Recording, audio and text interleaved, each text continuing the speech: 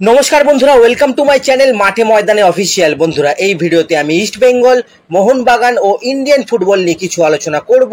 তোমরা যারা যারা আমার ভিডিওটা দেখছো, আমার চ্যানেলটা প্লিজ সাবস্ক্রাইব করে নাও ইন্ডিয়ান ফুটবলের এরকমই আরো আপডেট পেতে। প্রথমেই যদি আমরা একটু শিবাজিৎ সিং এর কথা বলি, তো শিবাজিৎ তো গত বছরটা মোহনবাগানে খেলেছিল, খুব ভালোই খেলেছিল শিবাজিৎ। টাইসন, শিবাজিৎ এরা সব কিন্তু জুনিয়র টিমের মেন প্লেয়ার ছিল বলতে গেলে। তো সেই শিবাজিৎ সিংকে মোহনবাগান কিন্তু ছেড়ে দিয়েছে আগের বছরই। ফলে শিবাজিৎ গিয়ে কিন্তু আই লিগের একটা ক্লাবে সাইন করেছে। শিবাজিৎ গোকুলাম কেরালাতে সাইন করেছে। এই বছরটা সে কিন্তু আই লিগেই খেলবে এবং গোকুলাম কেরালাতে খেলবে। এরপরে বলি, কাফার জন্য 23 জনের যে ভারতীয় দল ঘোষণা হয়েছে, তার মধ্যে 3 জন ইস্ট বেঙ্গলের প্লেয়ার চান্স পেয়েছে। মোহনবাগানের কিন্তু কেউ নেই, কারণ মোহনবাগান প্লেয়ার ছাড়েনি জাতীয় দলের জন্য। তো সেই জন্য টিমটা মোটামুটি এরকম হয়েছে যে বিশাল কাইত থাকবে না, তাই গুরপ্রীত সিং সান্ধু কিন্তু আবার চান্স পেয়েছে। সাথে আছে অমরিন্দর সিং আর ঋত্বিক তেওয়ারি। শুভাশিস মেহতাব নেই, সেই জন্য ডিফেন্সে থাকবে আনোয়ার আলী, সন্দেশ, সানা সিং, রোশন আর মোহাম্মদ উভেশ। মাঝমাঠটা নিয়ে একটু মুশকিল হবে, কারণ খালিদ, আপুইয়া, লিস্টন, টাংরি, সাহাল এদের পাবে না। তো সেই জন্য কিন্তু নিখিল প্রভু চান্স পাবে, আর দানিশ ফারুক চান্স পেয়েছে। সাথে থাকবে সুরেশ, জিকসান, মহেশ, আশিক আর উদান্তা। ফরওয়ার্ডে একটা নতুন প্লেয়ারকে চান্স দেওয়া হয়েছে। আগেরবার মোহামেডানে খেলে যাওয়া, এই বছরে জামশেদপুরের হয়ে খেলছে মানভীর সিং সাইনি। এই মানভীর কিন্তু চান্স পেয়েছে। তার সাথে রয়েছে ইরফান ইয়াদিয়া, জিতিন এম এস, শান্তি আর বিক্রম প্রতাপ। তো এই হচ্ছে কাফার টিম। এরপর যদি আমরা একটু রবসন রবিনহোকে নিয়ে কথা বলি, তো রবসন মোহনবাগানে আসছে, এটা তো অনেক দিন থেকেই শোনা যাচ্ছে, কিন্তু আসে আর না।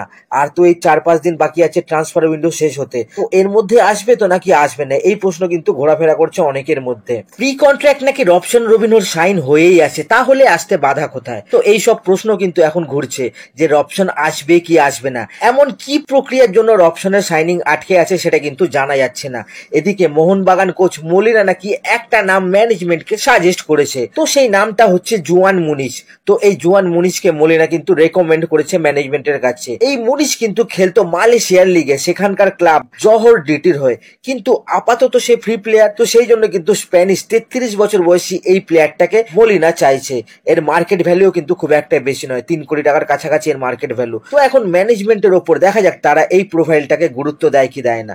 সাথে সাথে অপশনের ব্যাপারটাও কিন্তু দেখা হবে। যাই হোক, এরপর যদি আমরা একটু আইএসএল নিয়ে কথা বলি, তো কালকে মিটিং এর পর আইএসএল শুরু হওয়ার একটা দিনক্ষণ কিন্তু সামনে আসছে। তো প্রথমে তো শোনা যাচ্ছিল ডিসেম্বর নয়তো জানুয়ারি থেকে আইএসএল স্টার্ট হবে, কিন্তু কালকে মিটিং থেকে একটা খবর আসছে যে অক্টোবর 24 তারিখ আইএসএল শুরু হবার দিন হিসেবে কিন্তু সাজেস্ট করা হয়েছে। এই ডেটটায় দুপক্ষই রাজি, কিন্তু এখন কোর্ট অথবা ক্লাবগুলো এই ডেটে যদি আপত্তি করে, তখন কিন্তু এই ডেটটা ক্যান্সেল হয়ে যাবে।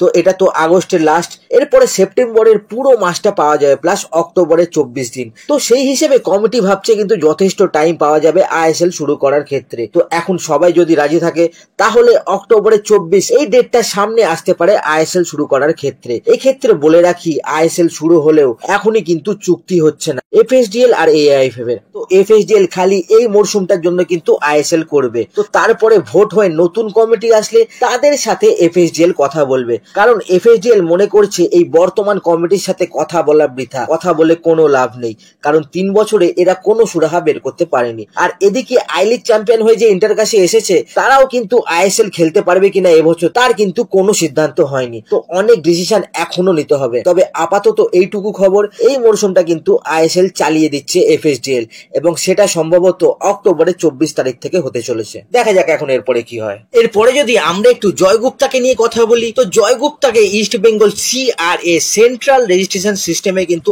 অন্তর্ভুক্ত করে নিয়েছে। তো জয়গুপ্তাকে নিয়ে অনেকেরই কনফিউশন ছিল, তো এবারে সেটা কিন্তু আর থাকবে না। আগামী 4 বছর জয়গুপ্তা ইস্ট বেঙ্গলেই থাকছে, মানে 4 বছরের জন্য কিন্তু জয়গুপ্তাকে ইস্ট বেঙ্গল সাইন করিয়েছে। তো জয়গুপ্তার ম্যাটারটা তো অনেক পুরনো ম্যাটার, অনেকদিন ধরে ইস্ট বেঙ্গলের সাথে সে প্র্যাকটিসও করেছিল, কিন্তু অনেকেরই কনফিউশন আছে জয়গুপ্তাকে নিয়ে। এক দাদা তো আমাকে বলছিল যে কেন জয়গুপ্তার অ্যানাউন্সমেন্টটা হচ্ছে না। তো এবারে হয়তো জয়গুপ্তাকে নিয়ে আর কোনো কনফিউশন থাকার কথা না, জয়গুপ্তা কিন্তু ইস্ট বেঙ্গলের হয়ে রেজিস্টার্ড হয়ে গেল। যাই হোক, আজকের ভিডিওতে এতটুকুই। দেখা হচ্ছে আবার পরের ভিডিওতে। নমস্কার।